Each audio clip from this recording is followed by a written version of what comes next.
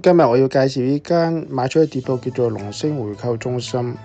喺 Google Map 上顯示秋葉原站係最近龍星回購中心嘅，只要我哋按住個指示步行至6至7分鐘就會到達龍星回購中心店㗎啦。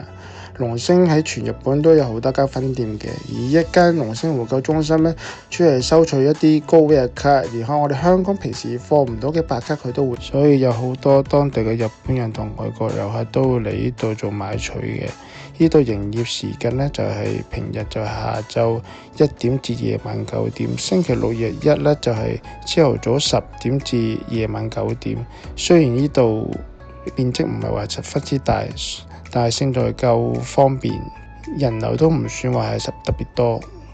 而呢部機需要登記做會員 ，scan 佢嘅巴曲碼先可以進行買取。我哋先上去龍星嘅官方網站，喺會員登錄嗰度新增做會員，然後填寫翻你自己嘅個人資料，名、email、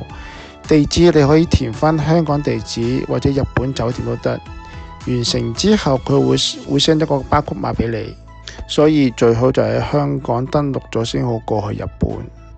之後佢會 send 咗3張飛仔出嚟，2張飛仔會俾佢，1張自己 keep 低。所以留意每一日佢收卡嘅數量，每一個人，然後攞你個 boss 去分你啲卡，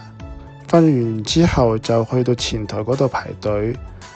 排隊完成之後，俾職員點數嘅數量，佢就會等指示叫你返嚟㗎啦。大約半個鐘頭就可以完成㗎啦。然後佢就會俾張收據你，收取咗每一張卡幾多錢。